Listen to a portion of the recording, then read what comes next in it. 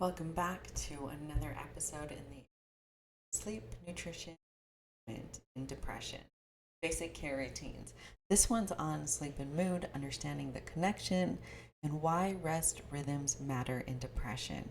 I'm sure you already know that rest is so important to our mental health and our physical health, that it does wonders for us, and that we really do need some solid sleep. But sometimes that is so hard to get, whether you're in depression, you have anxiety, or let's say you're just in a premenopause phase, if you're women, or menopause phase, which these can all make sleeping that much more elusive for us.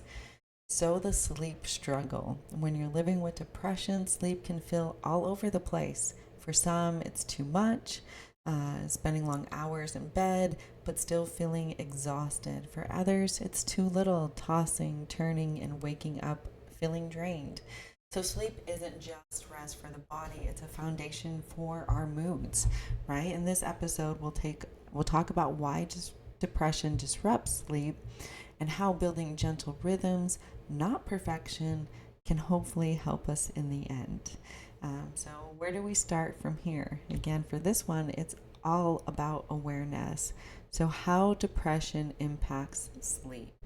So, depression often rewires our sleep patterns for us, which means we're oversleeping. So, that's hypersomnia as an escape or because of fatigue, or we have insomnia from racing thoughts, restlessness, or an overactive nervous system. Both can worsen our moods, creating a cycle where poor sleep deepens our depression. It's not that you're doing sleep wrong, of course, it's that depression changes how your brain regulates rest. So here's a reminder: my sleep struggles aren't personal failures, they're symptoms of what I'm going through. So, where do we go next from here with sleep and mood? Well, we need to know why sleep rhythms support our emotional health. Consistent sleep helps regulate the nervous system and it stabilizes our moods for us. Think of rhythms, not rigid schedules. Your body likes cues and predictability. Even small anchors like waking up at roughly the same time, dimming lights before bed, or avoiding late caffeine can reset your systems gently.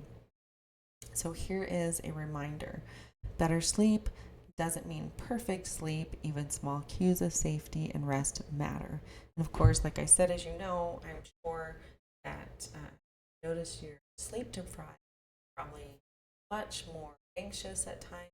Your depression can be higher, maybe you're irritable, can really affect us in overall being. And then, of course, it can affect the relationships around us because if we are irritable to the or maybe the people that we work with, right? So, where do we go from here? We've got awareness. Maybe we understand a little bit more about our sleep rhythms, how they support our emotional health. Well, of course, then it's the practice that comes into play. So, tiny shifts over big fixes. Again, that's the tiny changes are what's going to help us have a longer lasting behavioral changes that we want, the healthier lifestyle, than big changes. Because big changes are going to be really, really hard to maintain, especially if they're so drastic than what we're used to. So, you don't need a complete sleep hygiene overall, of course. Start with some small steps. So, that means put your phone down 10 minutes earlier, lower the lights to signal bedtime. Use a calming cue like soft music or a hand on your heart before sleep. These are all small things you can do to build up your sleep hygiene or your sleep routine. And of course, if you don't have one, then we probably should start putting one in place. Every small shift tells your body it's safe to rest now. And here's an anchor thought: rest is still valuable even if sleep doesn't come easily. And of course, if you don't get a lot of sleep, hopefully you have time to take a nap during the day, so that you can feel refreshed and keep going for the rest of the day.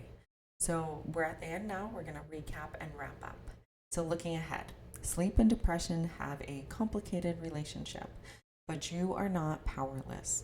By making small, compassionate changes, you can support your body's natural rhythm. In the next episode, we'll dive deeper into micro sleep routines, tiny practices you can use to create a sense of rest, even when sleep feels out of reach. So here's the comment section.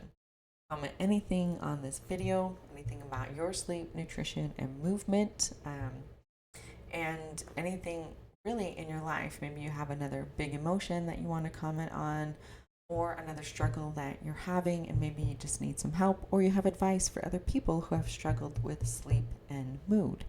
And if you are still having a hard time with what to comment on, here is a question for you. What's one night routine that you can start to help with your overall sleep routine? So remember, you don't need perfect sleep to deserve compassion. You're doing your best, and that's what matters. So if this video resonated with you at all today, take a deep breath before you go. Let what you heard settle in, and you're not alone on this journey, and you do not have to do it all at once. And if you're feeling like it, like this video so other people can find it better. Subscribe for new content weekly and daily. And here we take tiny steps towards a healthier lifestyle with real talk and honest healing. And if you've come this far, you get to learn about the journals that I have created to go along with these videos. There's an anxiety journal, self-love, discipline, and discovery, and a beach journal. And these are really to help you create more healthier lifestyle and hopefully decrease your unhealthier lifestyle, decrease those heavy emotions, really to kind of help us work through those. There'll be more journals to come. And then there's a children's book on bravery, courage, and a spark inside of us. This is where your kids get to learn about that. And then there's worksheets, of course, at the end for them. They may need your help in filling them out, but here they get to list their own bravery and their own courage and their own spark, so that when they go through the hard times in their own life, they know that they have it on the inside of them to make the small changes that they need to work through whatever is happening. And of course, there'll be some more children's books and workbooks to come as well.